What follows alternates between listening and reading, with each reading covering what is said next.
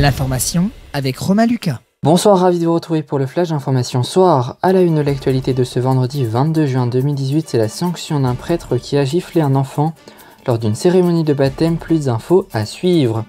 Le mondial de football continue. En début d'après-midi, le Brésil a fait tomber le Costa Rica.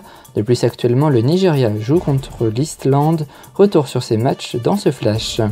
Nous parlerons également de la grève à la SNCF et enfin nous terminerons avec le chiffre du jour et un bref point météo. Tu te calmes, ce sont les mots prononcés par un prêtre à un enfant lors de son baptême avant de lui mettre une violente claque au visage. Ce geste rendu public dans une vidéo sur internet a indigné le web. Et aujourd'hui la sanction est tombée, en effet le diocèse de Meaux indique que des mesures conservatoires ont été prises par l'évêque afin que le prêtre soit suspendu de toute célébration de baptême et de mariage. Dans la foulée, le prêtre mis en cause a déclaré, je cite, « Je termine mon ministère maintenant, c'était mon dernier baptême », fin de citation, une fin de service qui ne sera pas passée inaperçue. 9e journée pour la Coupe du Monde de football en Russie et en début d'après-midi, le Brésil s'est imposé contre le Costa Rica. Et ce n'est que lors du temps additionnel que les joueurs brésiliens se sont démarqués grâce à un but de Coutinho et un autre de Neymar. Cette victoire difficile place le Brésil dans une situation très confortable. Avec 4 points, les joueurs du Brésil auront leur destin entre leurs mains contre la Serbie mercredi prochain. En revanche, pour le Costa Rica, l'aventure s'arrête là. Second match de cette journée, Nigeria-Islande qui a débuté à 17 h. En effet, les joueurs d'Ermir Hallgrímsson affrontent pour leur deuxième match dans ce mondial les Nigérians. Une équipe pleine de ressources mais qui n'a pas su mener la cadence face à une Croatie surmotivée samedi dernier.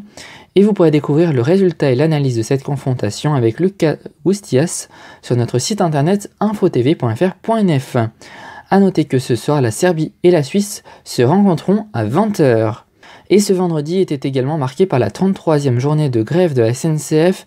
Le taux de grévistes a glissé sous les 10%, tombant à 9,87%.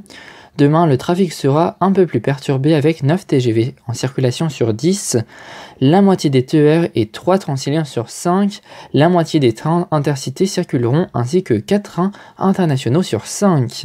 La Grèce voit le bout du tunnel. En effet, les ministres des Finances de la zone euro se sont entretenus cette nuit sur un vaste accord mettant fin à 8 années de crise, d'austérité et de plans de sauvetage pour la Grèce avec notamment un allègement de la dette grecque.